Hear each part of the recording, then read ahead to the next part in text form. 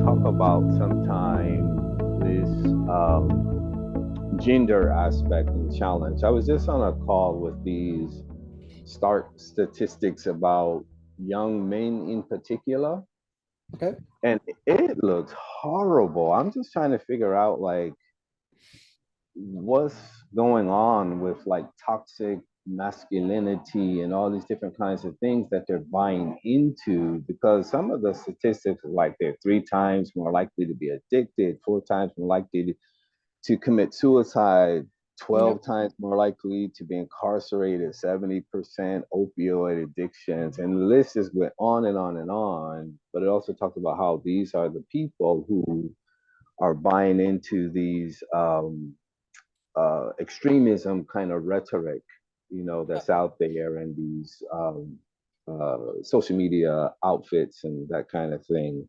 Yep. But they're lacking the role models. They're lacking the guidance, and then it becomes offensive to tell like a single mom who was on the call. She said she'd take offense when it's Yeah. it's positioned as if she can't do it, and they were trying to explain to her it's not that you can't do it. It's like the male role model plays a key role in a male's life. Okay. And so, So it well, was an interesting conversation. we can certainly talk about it, but the question becomes, how does the change grid come into play? And we can certainly see where are people going to be more likely to behave in particular ways, depending on where they land on the change grid. That said, it's going to be difficult to make any kind of generalizations because a great deal of it is culturally specific. A lot of it is, regional. A lot of it is, impacted by a lot of other variables and a lot of other factors and that. Um, so we can certainly talk about that because I think it's interesting to see where is, and we'd have to go way back in history, but where has society, as it's evolved, decided to confine certain subgroups to places on the change grid because they're easier to control or manipulate or whatever the case may be. Mm, yeah, Um, and yeah, so, yeah, but that becomes the real issue. And then what do you do with that information? right.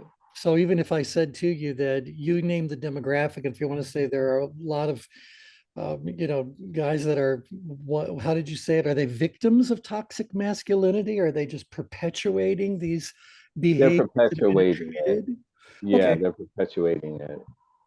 Right. Well, and I can say to you that there, to this very moment, there are certain cultures on the planet that have a very, very different view of how men behave and what's acceptable behavior for men, et cetera. So I don't think that we're going to be able to really say that something has to do with gender as much as it has to do with how cultures tend to, um, develop their citizens, you know. Right, right. So, we might think that what we encounter in the United States is, um, men with toxic masculinity oppressing or whatever the case may be. Please, while that may be true to a certain extent, the United States are amateurs when it comes to really um, displaying the behaviors of toxic masculinity. Oh, And by the way, who absolutely. who decided it's toxic? It may Yeah, very well work very, very well for a particular culture. Um, you know, absolutely. And I think it so does. Like being here, back in South Africa is interesting. The Durban is the province is KwaZulu Natal, and so it's the Zulu nation yep, basically.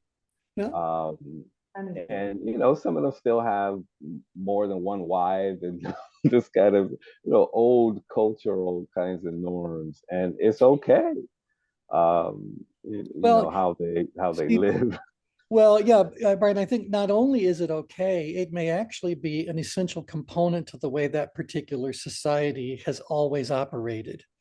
And so when you go about trying to change the role of what do I say, a participant in that culture, you can't believe that the rest of the culture isn't going to change as well. And if we even take it out of the world of human behavior, look at the world of animal behavior. What happened to national parks when we decided to remove the alpha predators? Are we going to Yeah, say that that was toxic wolfery? I mean, these right. these alpha predators exist for a reason. And when you take them out of the mix, you think you might be doing something good, when in reality, you're impacting an entire ecosystem that will ultimately display whatever the That, consequences of that choice. that's a very interesting point of view. It is, isn't it? Yeah. Yeah. Yeah, it is. Thought of It it is. that way. No, you're right there with me, T. I study this. There are, you know, what do they call them? Critical ecosystem partners, factors, and you can't mess with Mother Nature like that because you get a lot of unintended consequences. That's right. Hmm. That's right. And it may very well be that a lot of the roles that men and women, if you want to get back to the gender kind of issue, uh, served, what their kind of role in making society work 200 years ago, 300 years ago, 50 years ago, who knows? It could be a very different um, set of roles and responsibilities. And I completely, understand the whole thing about equal opportunity, but don't think for one moment that equal opportunity automatically translates into better outcomes for everyone involved. No, I've seen that. While here, South Africa has elections upcoming next month, and it's interesting. So some of these old traditions that I mentioned, with like multiple wives and some of these things, the younger generation is protesting. So Nelson Mandela's party has a lower approval rating than Biden. Mhm. So you find these younger generations are the ones that are protesting for some of these things that were promised at the beginning of apartheid, that they feel has not been actualized or realized for whatever reason.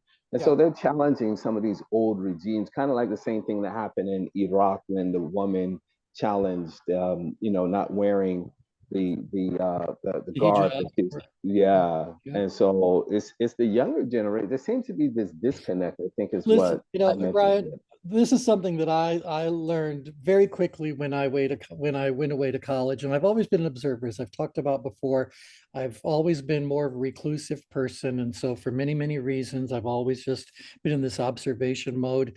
Um, Children or young adults of that graduated from high school, going to college kind of age, always go through a rebellious phase where they think they're going to change the world, and so they make all kinds of noise and stir up all kinds of trouble and blah, blah, blah. But the truth is they don't have the life experience. They don't have the mental maturity, stability. They just don't. So they're not really thinking things through Hmm. as well as they probably need. At the same time, do they have the right to express themselves? Of course they do. But having the right to express yourself doesn't mean you're right. Right. Right. So I think this is something that you just have to kind of go back to. What's the culture? What's the culture tolerating? Remember, everything we experience in life, we are either creating or we're tolerating. Hmm. And so we have to decide, what are we creating, and then you do a good job of that. And what are we tolerating? And ask ourselves, why are we putting up with this? But Why? you know, Right. Go Steve, ahead. Yep. when you look at close families, the immigrants that moved here from Vietnam and China, and how they worked in family groups, that they all lived together. They had multi-families in one house. Yep. They all worked the business until they got wealthy. I mean, they Yep. did really well, and they did not have that sort of rebellion. Nope. It was very unusual. So there's a lot to be said for close family, Absolutely. homeschooling, working together as a family group instead of allowing your kids to just roam free. And I think that Exactly. encourages that rebellion to a point, because the kids don't have any boundaries or any goals. Yeah, Yep. I mean, that happened with our parents' generation of immigrants, Jews, Italians, Irish, Poles. They all had close family relationships that people came together and built businesses and did all that. I mean, my generation, the baby boom generation, was notoriously rebellious, and I was one of them, out there in the streets and all of that. But I think that what really compounds this generation is the social media has Yes. basically erased our sense of history, so Hmm. that, and history isn't being taught in school the way, and even if it's accurate the way it's taught in school, but history is not held as being as important now. It's where in the moment, and Yep. there's a forgetfulness about the trends of what's happened over the last couple of hundred years and what led to what. Right, So but they also accelerated it to the point where you don't even have a community feel. It's not even just your own common right now history. Mhm. Is also being blasphemed. It's all been put aside as not important, and it's you should be societal defended. history. Yeah, Yeah. yeah. Yeah. No, it's all very interesting, very Yeah. Yeah, and so Brian, back to your original question, we could take a look at any of these issues or specific situations that you want to look at and say, how does this play out on the change grid? So, for example, one of the things that I think is um, noteworthy is strictness in a household. So going back to these other cultures that have moved in the United States over these many years, we know that certain groups are far more strict with their children and what their children do with their time. So is it any surprise at all that people who have immigrated from, I don't know, an Asian country, I don't know, China, Japan, or whatever, there's a very high emphasis placed on education and Mhm. excelling at education. And, you don't need to go outside and play. You need to study. You need to do this. You need to do this.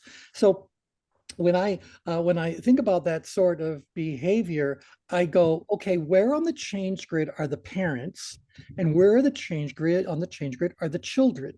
Mm. So, because we may very well be able to find out that there are certain areas on the change grid where someone could excel without that level of restriction or control being imposed upon them. But then if you want to look at just what happens with the average American child growing up in an average American household in an average American town, we may very well find out that they're nowhere near the ideal location on the change grid for excellence to be achieved. That's a good So, point. Yeah, so it's always I'm good to get back really, to, there's, really fascinated about it. Mhm. It's really fascinating. The more I travel, and I blame partially Kathy because she gave me all these medical anthropology books, and I'm going around doing these projects talking about health systems, designs, and creating cultures of health. But I'm health so has excited different you're doing this, connotations. Brian. I'm sorry to interrupt. Thank you. I'm so excited you're doing this. Yeah, it's just really interesting to me to see these dynamics. And plus, many of these places I lived before, but talking to these younger generations, I'm not that old myself, but talking to the younger generations, they just seem so far off from like anything that we're thinking and doing. And there's such a you know disconnect. what, Yeah, Brian, our parents said the same things about us.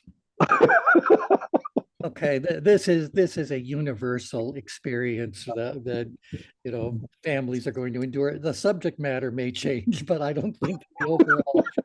Um, because again, you're trying to find your independence. Sooner or later, you're going to have to say, my parents have done the job that they have done. Thank you very much for whatever it is you've done, but I'm going to take it over from now. Every kid's going to reach that at a certain point in time. And how well that's received and managed may, impact a whole lot of things going forward. But yeah, But bottom that line, might, life is tension management. So everything we're talking about is going to go back to tension management. Yeah. Our parents, I'm 72. Andre's quite a bit younger than me. quite a but bit our, younger. our parents, Dramatically younger. and what I don't Dramatically. understand is how is she twice as much younger than me after 30 years of marriage? 38. 38. 32. I Yeah. think I don't know the math. I'm not It's good leap at year, math. honey. I explained it to you. Our parents, our parents weren't that far off the mark. If you look at Right. verifiable numbers of things like, murder, rape, venereal Yeah, disease, yeah. they have multiplied almost exponentially since since, Yeah, it's yeah. just like what Kathy was saying.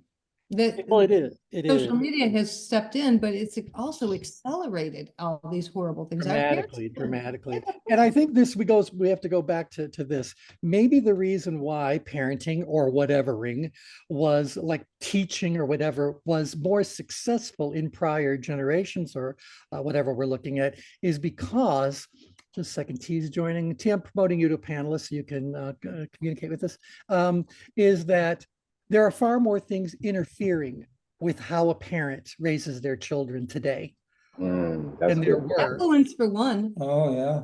Yeah, The, yeah. the working hard being less than necessary over more and more and more. Yeah. That's Free also, time, leisure time. Mm-hmm. Yeah, Kathy, what were you going to say? I'm sorry to talk over. No, all I said was I agreed. I mean, that is so real, so incredible. I couldn't imagine parenting young children today. I just couldn't. It's confounding. It's absolutely confounding. Yeah, absolutely. Yeah. So again, this was, I know it's almost quarter after, but Brian brought this up before the call, most of the guys even arrived. So yes, Brian, we can talk about that on the Circle of Brilliance, but it's going to end up not being a discussion about things are wrong, how do we fix it? Because I don't know that evolution is wrong. I don't know that evolution needs to be fixed. Yeah. I think we need to see it, explore it, understand it, recognize what's going on.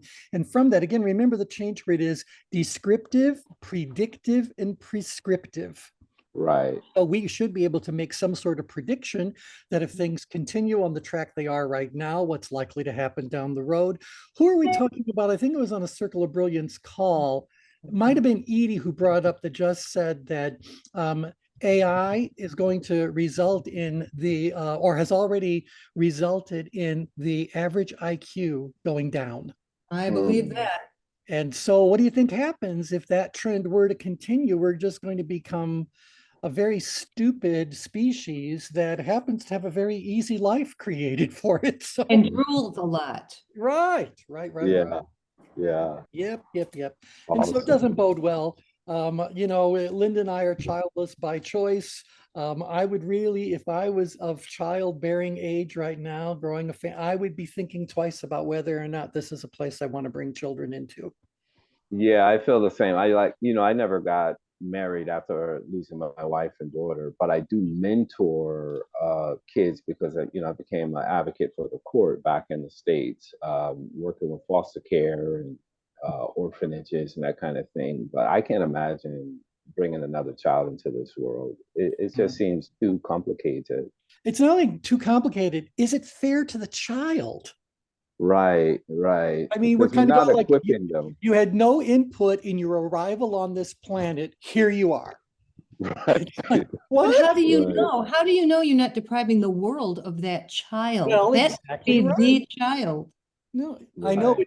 it's a big question mark. And again, there's also biological drive. So sooner or later, there's going to continue to be population, but is it going to be population growth? Are we going to see this? If you guys, again, look at the animal world, for reasons that I don't think they thoroughly understand, but it's certainly a pattern they recognize, that at a certain point in time, a species stops reproducing. It's as though it detects that the environment is no longer supportive of its offspring, and so for whatever reason, they decide not to procreate. So why is it that animals in zoo settings, where they've got all the food they need and all the comfort they need, aren't like doing the dirty all the time? Why are they not? Life has no meaning. Exactly. No, And that's very real. And look at all the beached whales and the animals that are chosen, I think, to go home, to leave. Yep. And so, I think that there's a lot we can learn. There's always a lot we can learn by watching the animal kingdom.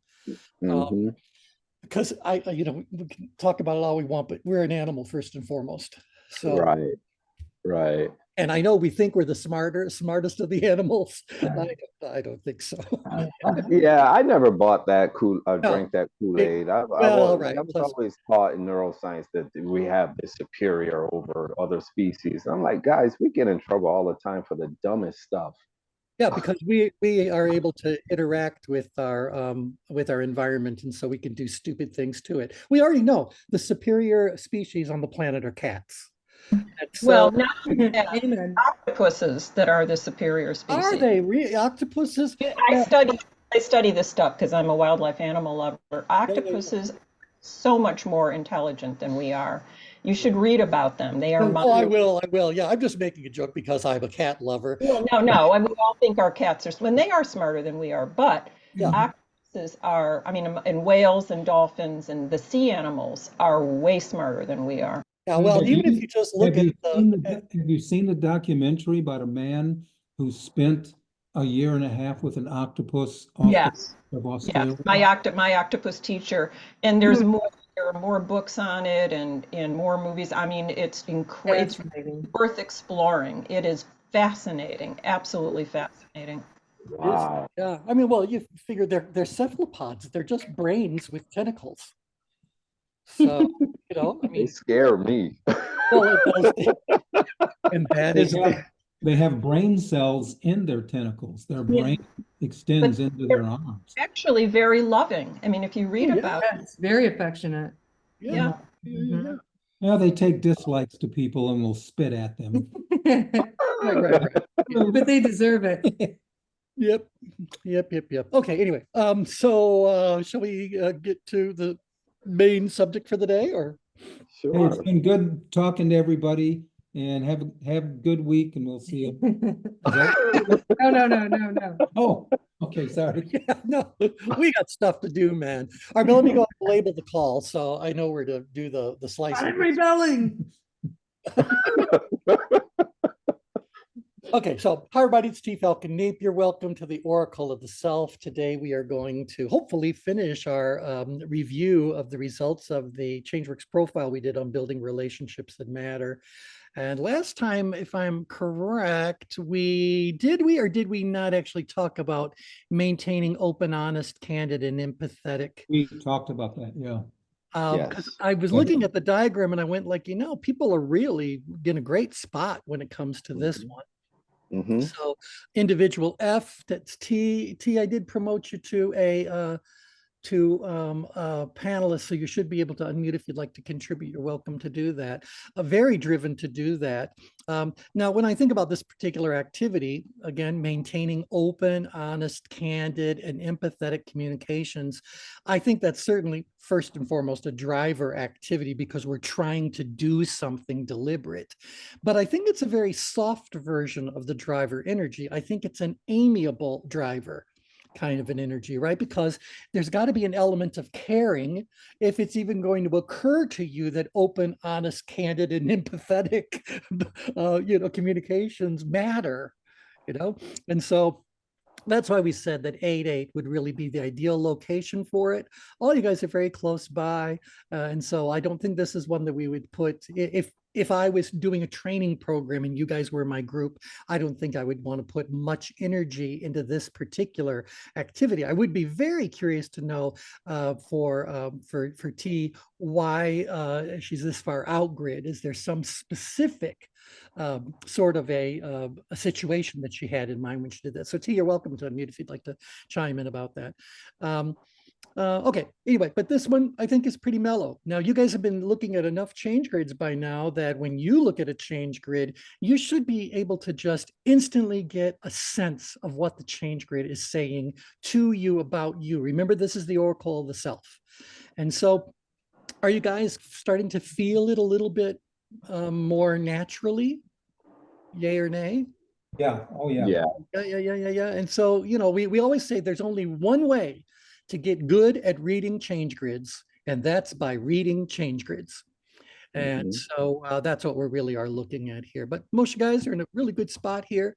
Again, a couple of you are still inside the green circle. Inside the green circle is really more about the world of you, your internal world. And so individuals B and E may not be out there actually doing something deliberate, but that could just be because there's nothing happening that requires them to do something outside their norm. And right now, your location would mean that your norm is to be open and honest and candid. Can you show us the respondents again, Yep. please? Yep. Here you go. So down here, A, that's David, B, Brian. Oh, how convenient. C is frank and honest. D is Frank and honest's husband. We got I love Kathy and that. me. You guys can always, In again, his own right. yeah. We're Well, much older. hey, right, much older. So, okay, Anja, you've said it a couple times now. So I think everyone on this call should just take a moment and celebrate the fact that Anja has reached a milestone. Oh, yes, indeed. Yes, she did. Her last birthday, she actually hit the big old 65. And so, yay, Never Anja. thought I'd make it this far. Yeah, no one did. No one thought you would. I So, know. So many people wanted me dead. Good one. oh, they're still hunting for you. Make no I mistake. know, that's why we moved. Yeah. So, It's one of the reasons. so there you go. So welcome to the rest of us. That means that I think, Thank you, thank you. is it, I don't think Chris is on the call. Chris is not 65 yet. Yeah, I got 10 more years to go. Yeah, I was going to say, Brian, I don't know if you or Chris are the baby in the group, but yeah, I think it's either one of you guys are the baby in the group. What a baby. Yeah, the rest of us, yeah, fine, we're old. Okay. Um, So T, when you're doing these and like the change grid and you're working with an individual, do you distinguish between to help them understand the primary and secondary energies, like the driver, amiable? Do you talk about that at all, or is that too much? well, it is my nature because I think I am at my most natural state more of a trainer than I am a coach. And so it's almost like I can't not try to educate somebody about what they're looking at. So my nature would really be to say, right now, as far as your energy around this, you are, an amiable driver. Well, Brian, you're B, so you are an amiable driver, but an expressive amiable driver, because that's where you're right there for B. And so I might find myself saying, so the driver energy wants to accomplish something. It wants to do something. It wants to go somewhere. Hence the driver word. It's trying to move something forward. So did you guys see T's note? Yeah. Yourself as the oldest. I'm older than dirt, I think. Ah. Oh, yeah. Okay. And so then I might also say your secondary energy is amiable, and that means that you are, modifying or modulating your driver energy with care, with concern, because the amiable energy wants to care about something and wants to be a little bit more sensitive to what other people might be thinking and experiencing, etc. So I would find myself doing it, but is it something that I would tell one of you guys as a ChangeWorks professional or to do that? That's up to you. That's up to your style. Yeah. There are some people who are certified in ChangeWorks who like to keep the mystique of the change grid solid. And so they don't tell anyone at all what they're actually looking at. They just give the interpretation.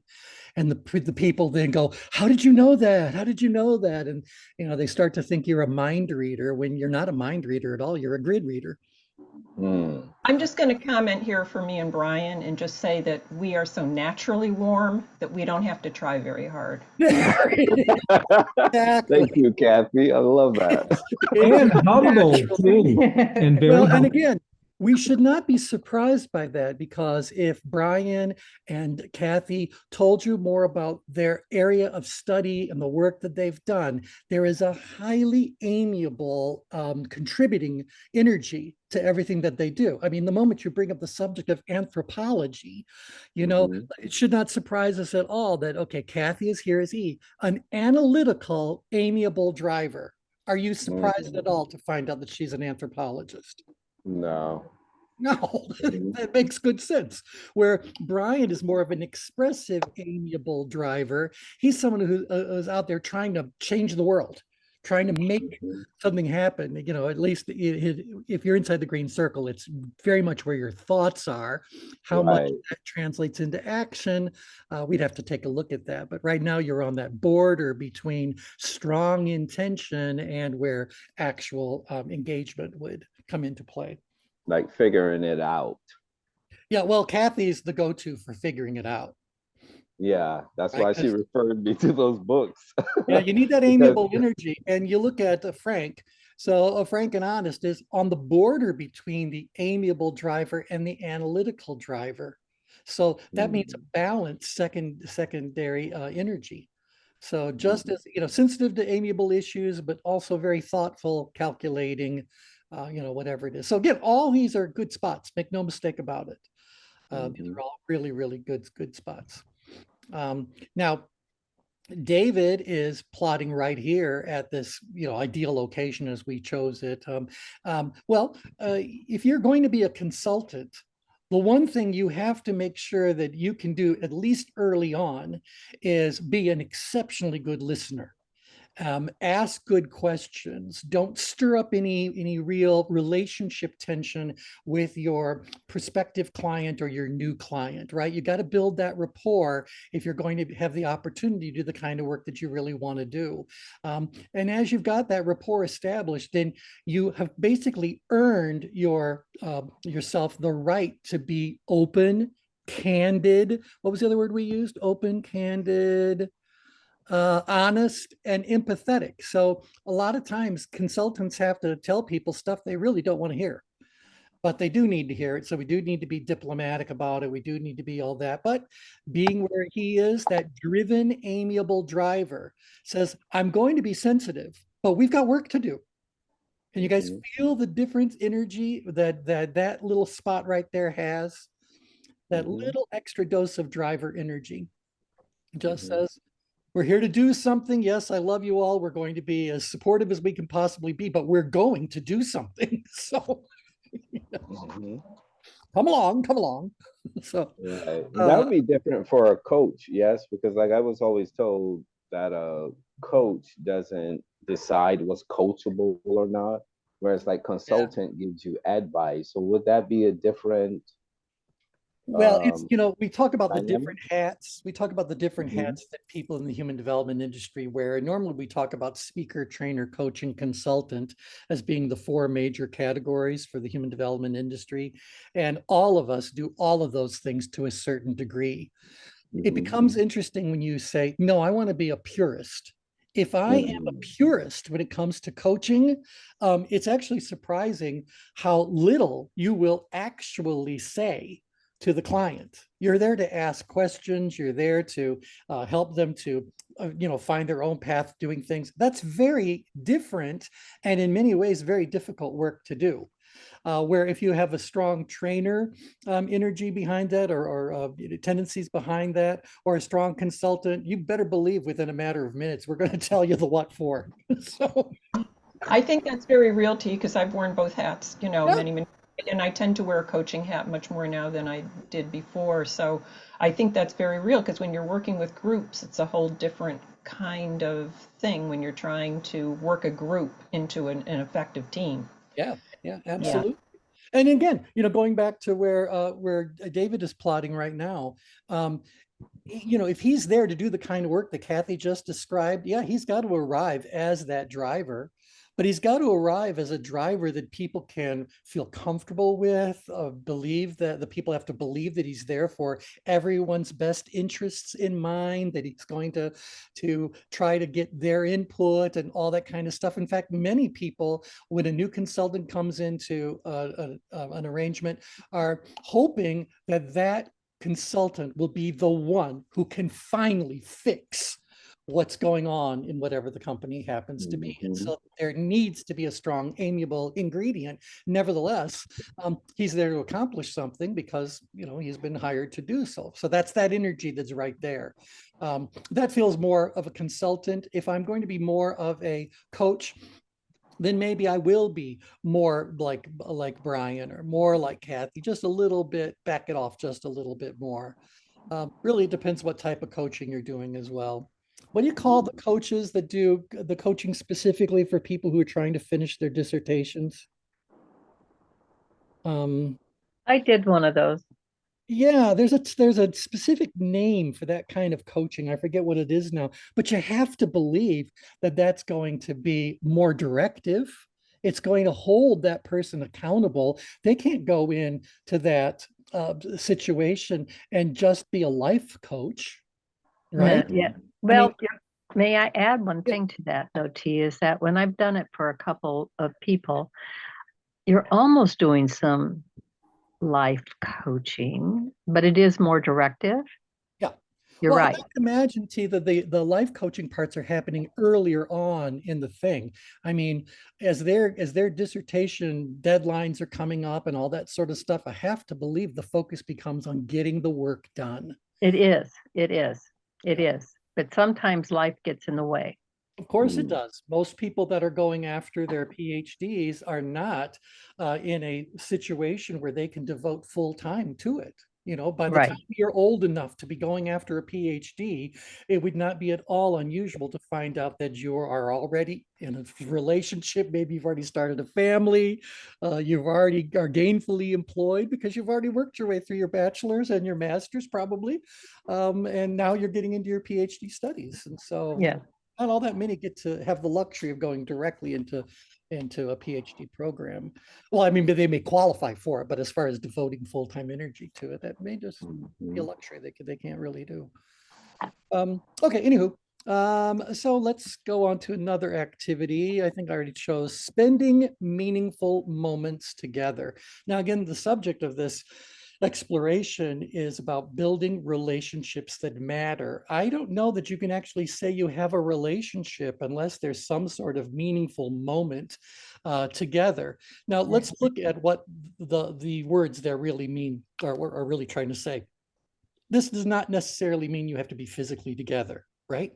Mm-hmm. A moment is just a shared kind of, I don't know if I want to use the word time, but it's a shared moment. That's the word we've got. It's a shared experience. It's a shared whatever event, whatever it is. There's a moment that we're sharing, and it's got to be something where we are together. So if you're doing it in your world and I'm doing it in my world, and neither of us share with the other person that it's been happening in each of our worlds, is that a relationship? No, I don't think so. No. No, I mean, yeah, it's just coincidence. So spending meaningful moments together. Sometimes we need to reach out and do these kinds of things deliberately. Maybe you guys have got some friendships where you just say, you know, we both have got lives that are taking us in different directions. Let's make sure that we talk at least once a month. Let's make sure that we get together for whatever. You know, you try to add some element of structure. Then it becomes a chore and resentment starts to creep in. When it becomes a chore. Yeah. Because what's really happening then is we have to look at this word. Is it really meaningful? If spending time with someone is a chore, what does that? Doesn't mean anything good. I'm speaking about, let's say you set second Tuesday of every month, we're going to get together for dinner or whatever. Yeah. And then after a couple of months, something's happening on the second Tuesday, and you're like, oh crap, I'm meeting with my buddy Ed. Damn. Yep. Yeah, but you can always shift. Like I have what's called a moai, which is a Japanese word for close friends, and we've known each other since same time met my wife. I met my wife when I was 12, and so we've always kept contact. And it started out with some of those guys like, oh, we're going to check in at a certain point, but as you know, to Tom's point, at a certain time, life gets in the way. And so we've loosened the realm, but we still made sure that we connect. And so the parameters by which we guide ourselves in terms of connection have shifted over time, but we never lose contact with each other. That's the whole point of having a moai. Right. Well, and think about another dynamic that happens in this. What happens if you've had a good relationship and then life got in the way and then it kept getting in the way, and at a certain point in time you kind of feel like now I can't reach out to them because I feel so guilty that I've let it go this long.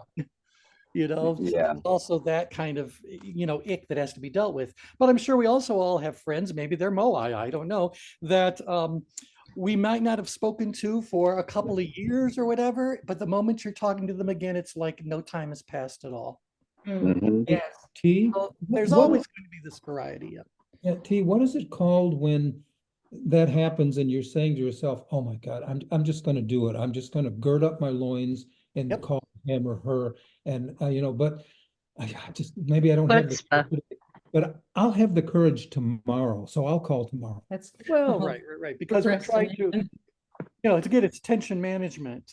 So the thought of making the call moves you too far up grid. And so one of the things that you do when you've moved too far up grid is you start to go, well, how can I make this more manageable? Well, I can make it more manageable by not doing it. Okay, know, and but then the next day comes. yeah. Is that what you call that What do you do? awfulizing? Is that what you call it? Well, awfulizing is when you look at, gloom, doom, death, and despair as being the guaranteed outcome, when you only see bad things because you're telling yourself awful lies. Okay. So, Got yeah. it. Yeah, well, no, but we've talked about that for years and years and years, that awful lies is a made up word, but it's made up of two words. It's made up of awful and lies. And they just thought it was a verb. But in reality, awfulizing is when you're telling yourself a whole lot of terrible, terrible things that simply aren't true. Mhm. But, Well, so you're thinking like, oh, I can't reach out to them because they're going to be so upset with me and blah, blah, blah. You're telling yourself a bunch of awful lies. You don't know what their response is going to be. So you don't make that phone call or that visit that day because you bring yourself back closer to the green circle. Yep. But then the next day comes and I still have to somehow. Yeah, well, let's take a look at the grid to see what's going. Oh, but first of all, let me go ahead and show the grid results for this particular. Well, oh, see, we've been talking long enough. It's not even, it logged me out. All right, fine. View profiles. This is when we want to see view the change grid.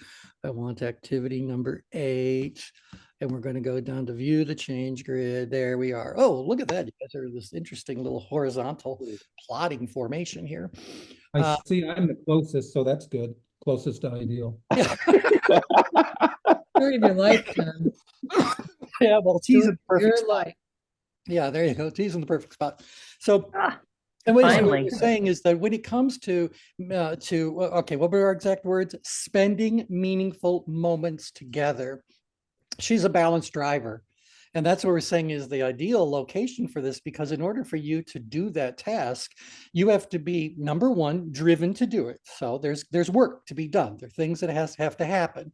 And but as you go about trying to do those things, the situation may require you to become a little bit expressive or a little bit amiable or a little bit analytical or maybe even a little bit more driven. You have to be able to flex into any of these other 4 or any of the secondary energies, depending on the situation you're after. So for example, if you're trying to reconnect with someone that you feel like you've disconnected from, you may choose to send them a little note, which is leaning towards the amiable side of things.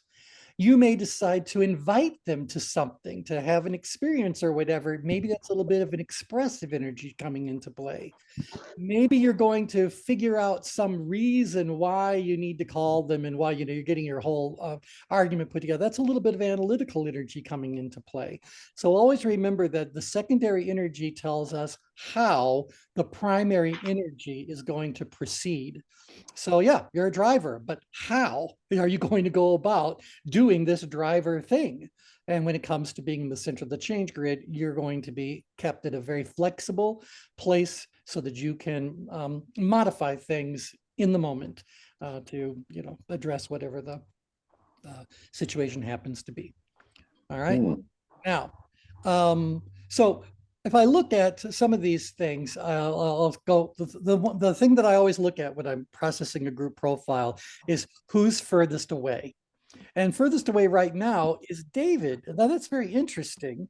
So David, if you want to unmute and share, you can certainly do that. But David is saying his ability to do that is, slightly higher than moderate. He gave himself a 7, and the challenge is a 5. So he still has an ability that exceeds the perceived challenge of doing things. He's inside the green circle. He's leaning down grid. So there's an amiable, an analytical element to what's going on. So an expressive, what would he be? He'd be an expressive, analytical. Yeah. And Not so, getting much done yeah. there. What? Not getting much done there. Well, because nothing needs to be done. Again, you're inside your own green I circle. know. That's So the problem. things are just being allowed to unfold as they unfold. And, he's kind of on top of it. So, David, any comment there you want to share with us? Well, I'm very surprised that I gave myself an analytical score, because this is really a driver score. So obviously I'm not. I had the idea. I must have had the idea that I needed to think about this before I engaged in it. Right. And that may very well be the case. It's just interesting about rating your ability as a 7. Right. When, I know you've had lifetime friends, right? Right. Yeah. Yep. Yeah. So, Although I have to tell you that the older I get, the more narrow that circle becomes, which is, one reason why I'm so happy to be on these calls to connect with others. Mm-hmm. no, I would say that, and I certainly have shared that exact same experience as I get older. I guess my need for interaction goes down, but maybe it's really the need for quality interaction goes up, and I'm no longer willing to settle. Right. And see, that's where I was with it. So I'm sure my ability is higher, but I'm a moving target. So, my address, if you will, literally is the world. And so I kind of have to let it unfold and not have strict kind of ways that I used to do it, because it doesn't work. I'm in different time zones. Right now, calling people back in the States, I'm 6 hours ahead. Yeah. And so they're either calling me really late, and then it's not quality. We feel like we're on hold and I'm like half asleep when they do call. Right. Or I even try to like take naps so I can stay up. And so I just kind of have to let it unfold.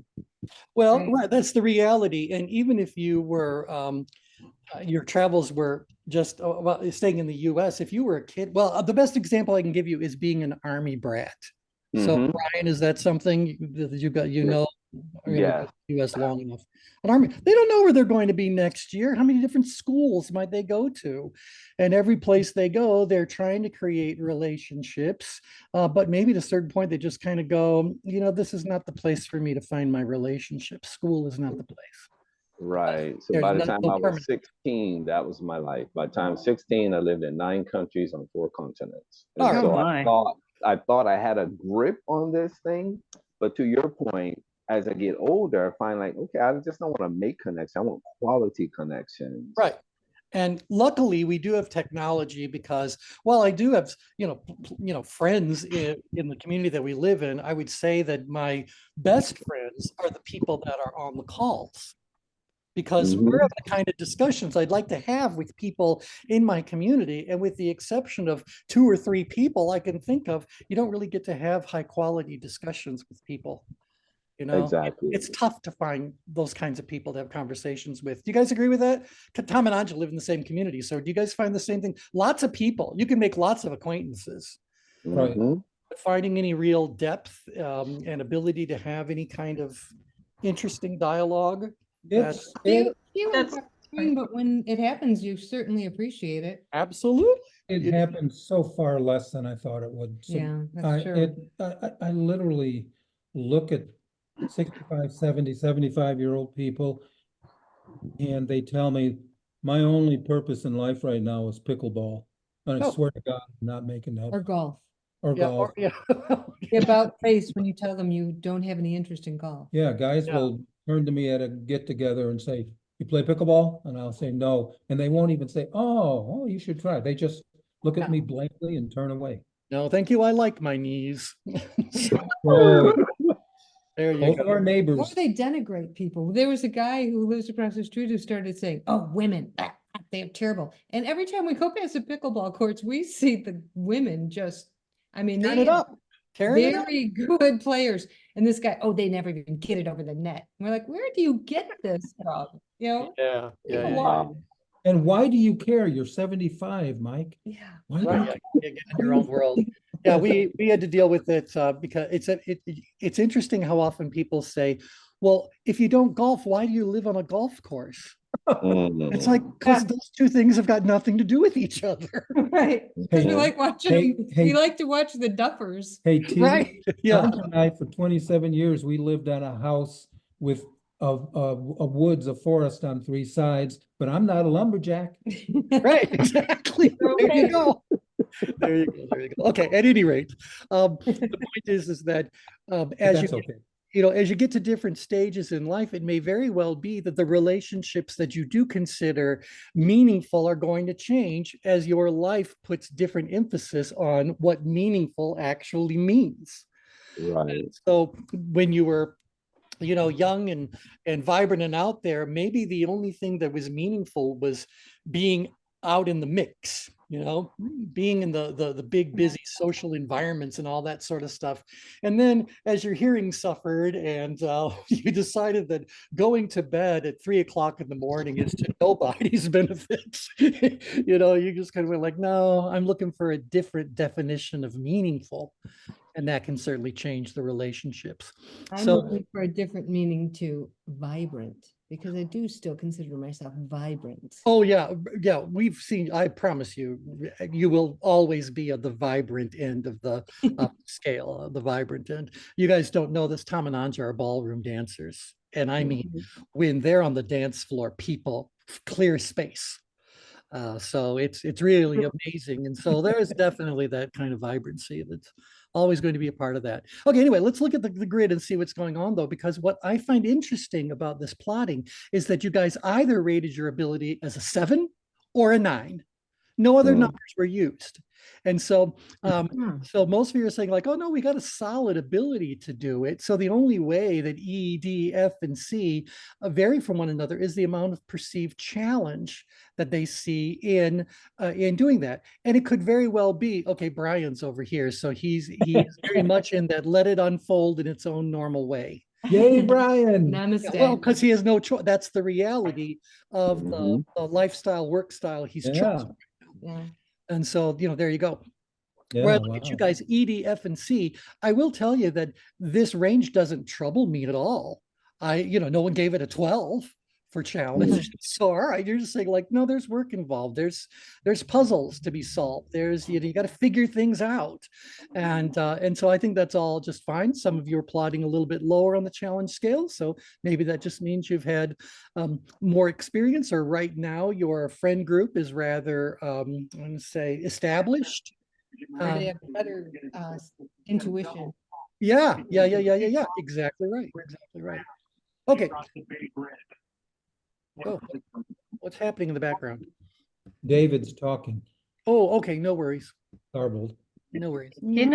Because I have so many volunteer things that I chair or lead or whatever, the volunteers are all different. And so I do have to think about and work on those relationships, because the only way people really volunteer is that they feel connected. Yes. And and so it's just a challenge.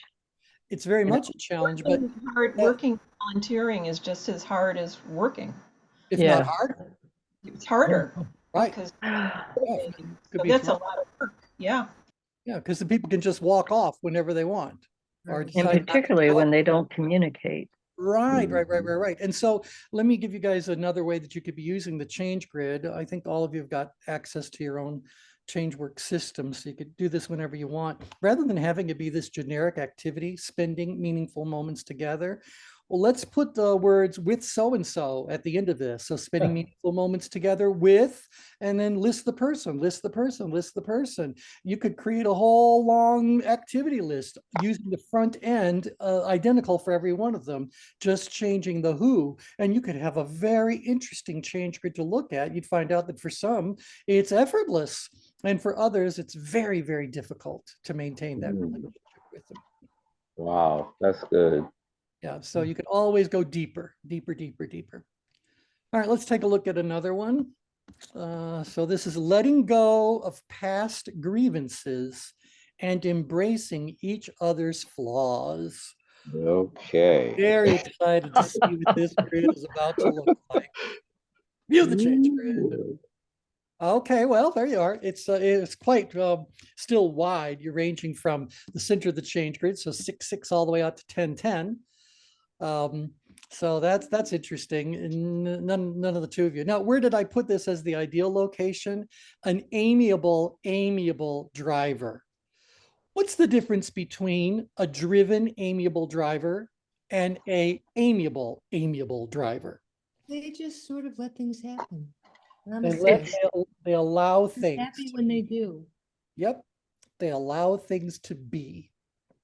And so now, again, you're allowing it to be because, let's look at these words again, you're trying to continue something. You're letting go of past grievances. You didn't let go of the whole relationship. You're just letting go of your past grievances and you're embracing each other's flaws. So that to me feels like you're still trying to accomplish something. Both of these are action items, letting go and embracing. These are things to be done. So there has to be that driver energy. But boy, it isn't a driven driver. Can you imagine if you were out here as a driven driver and you're going to embrace each other's flaws? What would that conversation sound like? Wow. Yeah. Well, it's not really a conversation. No. And if it's a mutual kind of a thing, good. It could be like, what's it called on Seinfeld? They don't do Christmas; they have Festivus, and Festivus for the yeah, rest of and it. yeah, for the rest of us. And one of the things you do in Festivus is the airing of grievances. And then I think it's followed by a pillow fight or some sort of pugilistic sort of behavior that goes on. I forget how that episode all turned out. But these people are going to be still fighting. They're not ready to heal. If this is where you end up on the grid when it comes to, again, you can do the same thing here. Letting go of past grievances and embracing flaws with so and so, with so and so, with so and so. This could be very different depending on who specifically you're thinking about. Well, if the person you're thinking about puts you out here as a 10, 10-10, what do you think? Is it going to be you going to resolve anything that day? No, and you may remember when we went through this, I said I'm gonna plead the fifth on that one. Yeah. Well, also Brian's spending time with his family, and that's a whole different ballgame. It sure is. Oh my gosh, yes. That's Yep. why I said I just need to plead the fifth on that one. Just Mhm. don't invite them to Festivus. Airing of grievances. I wish it were that easy. It's just not. And we'll It- have- And that's what you're saying here. You're saying the challenge is a solid 10. I'm glad it's not 11 or a 12, but nevertheless, there's significant Brian, challenges. does it get easier? Has it gotten easier? it does when my saving grace is I can be in a situation. I don't know if it's because I'm trained in emergency medicine. If I can be in a situation, hell can be breaking loose around me, and I can go inward. But the way that I handle uh, family like that now is I limit my time, but it is still stressful, but it's not as stressful. Probably why I didn't go to 12 or 11 or 12, but I try to just limit my time because if I don't show up or if I don't hear their challenges and that kind of things, then that's even more stressful too. Yeah. Well, Because I there's can a part assure of you, me that wants to kind of be there for them, right, then but the Brian, guilt of that. So I- it's tough. I can assure you it will get easier. You have to get to a point where you're not so needing to help. And I've been through the exact same thing, and you just get to a point where you can actually let it go. Just let it Yep. go and not feel like you have to do anything. And that's the most freeing thing on earth. I think that's more of a I'm cultural at E, thing for me. Brian, and I've been working on this forever, and most of my family is gone, dead. Yeah. So, I'm not at E because I'm naturally at E. That took a lot of work and even still needs work and could. Yeah. Yeah. Yeah. Well, and I can share one quick story with you guys. I had a friend when we were living in Michigan that I'd spent all kinds of time with, and really, I enjoyed his company and all that. Linda could barely stand the guy. And so she kept wondering, why do you spend time with him? He's this, he's not doing blah, blah, blah, blah, blah. And I said, because I find him amusing. So his behaviors do not surprise me. And so I just accept the behaviors as they are. And I find it amusing because he's so predictable. It's amusing. The moment I no longer find him amusing, I will move on. But at this point, Mm, I'm finding his ridiculousness rather entertaining. And so that's I'm okay interesting. with all that. Meanwhile, Mm, had a nice friend here in Sun City West, and there came a point in time. My triggers are crowds, noise, and negativity. mm. And I can do a really good job of tolerating it for a while to a certain degree, or whatever the case may be. But when I hit that final trigger point, that breaking point, then it's done. And so that actually happened. And people go like, oh, you should make up. It's kind of like, no, I don't see any real reason to, because we all have to have our boundaries. And if you're in a relationship and that person triggers you, then yeah, it's great from a personal developmental perspective to try to improve your skills, recognize what part of the ick you're feeling is just you. What part of this do you own? What are you bringing into this issue? But if you realize that it's simply not worth investing further, then we get back to a different activity that we've talked about before, getting rid of negativity in your world. And again, as Kathy pointed out, family can be a very big one. So again, if you look at this and say, when it comes to my relationship with so-and-so, letting go of past grievances and embracing their flaws. You may very well find this is easier with certain family members and bordering on impossible with others. Yeah, And I just so, need to work on the reframing. I like what T had mentioned before, and I did purchase that book too. So these calls are therapy for me as well, about asking the right questions. And I'm not asking questions of others, I'm asking questions of myself. I always say my Oof. brothers were lucky in that I was raised with my six sisters, where my older brothers were already gone. And so their temperaments, and I don't think it's a female thing. They just had different temperaments, and it's like the load. I call it like social dumping. mhm. Mhm. Like when I'm dealing with them, I feel like I said like vampire. Like I feel like the energy is sucked out of me. It's like, man, geez. Yeah. I mean, I grew up with it, so that it's becoming less and less as taxing, but it is nonetheless taxing. Mhm. And so again, when it's a family member or a coworker, you may have to find a way to cope with it, because being a member of the family or being in that work setting is more important than any one relationship challenge that comes along with it, right? But if it's someone who's really an optional person in your life, well, one of the options you can choose is to Hmm. move on. Yeah, that's easy. Yeah, right, That's easy right. for me. Stop with family. That's easy. Yeah, But yeah, yeah, yeah, yeah, someone yeah. not in the family, I throw them away in a heartbeat. There you go. So again, I find that, that's interesting, Brian, because I find that hard. Really?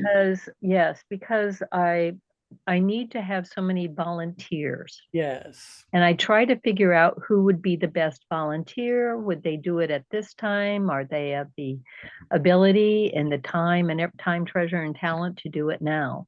Yeah, yeah, yeah. So I just don't throw away people because they come into my life for a purpose. Hmm. Right. And I'm So always trying to figure out what the hell is that? yeah, yeah, You're yeah. And so right. Yeah. so there's a reason why there's a benefit in that relationship being invested in, being maintained or whatever, because you do have volunteers and there is work to be done and you need to have those people doing whatever it is. And so that changes the dynamic to you learning more how to make it manageable one way or another, where like I'm talking about someone that we played cards with once every other week, Hmm. okay, I don't notice their absence now. Okay, you're with me. And so, but what I do notice is now when we do go and play with our card group, because it's a different group of people, I look forward to it where I used to dread it. Mm. It had nothing to do with playing cards. It only had to do with that means I'm going to have to find the energy to deal with so and so. Mhm. Yeah, but I think that's it. It's kind of like one of the, and again, this is the oracle of the self. So you guys really should take an opportunity to look at each one of these activities and say, let me get situation specific or individual specific with some of these things, and then see where we're all at. You could also do it in categories. So I could say, letting go of past grievances and embracing each other's flaws when it comes to my workplace or my volunteer work. Letting go of past grievances and embracing each other's flaws when it comes to my family. So you can use it in more general ways as well. And if you are thinking about it in general terms and you go, well, like going to T's example, um, you go, well, it really is very challenging for me to let go of people, even though the past grievances, blah, blah, blah. But just having that struggle answering it is an indication that you want to get more specific with it. So, because in general, if I said, T, take yourself out of that a volunteer thing, just put yourself in regular social interactions with regular old people you interact with. If someone decided to press all of your buttons in all the wrong order and they kept on doing it and doing it and doing it, are you going to let go of past grievances and embrace each other's flaws? You're going to going like, do I really need to continue to invest in this? No, Mhm. you're absolutely right. I go back to what Brian does. Yeah, And that is, if it's family, that's a whole nother thing. And, it is. sorry you missed my call again for the 50th time, but, you know, Did anyone detect feelings that T has about this? So, T, is it natural to when you're doing these and you're reading this? Because I always start with the personal. So, is that natural to do that? Okay, again, this is to me one of the most important parts about using the change grid as a tool. It is not a traditional psychometric tool where we expect it to reveal to us certain truths that are, we can lock in, like a personality test. We hope will tell us whatever it's going on. The change grid is a mirror reflecting conversations that the individual is having with themselves about the specific questions we happen to be asking them. So Mm, we don't really know anything at all about what was going on in their head until we ask them. And so mm, that's why if I was doing this one-on-one as a coach, I would say to you like, all right, Brian, I noticed that you gave your ability a 10 to do this, but the challenge is also a 10. Tell me about that.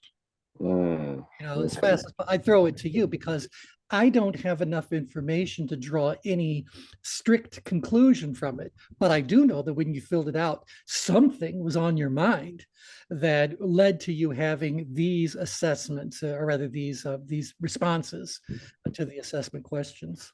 So Got it. I'd ask you now, if we were dealing with a group as we are right now, I may very well choose to say, hey, group, let's all get together. And I'd be curious for each one of you to share what was going on as you were looking at all these. Were you thinking about something specific?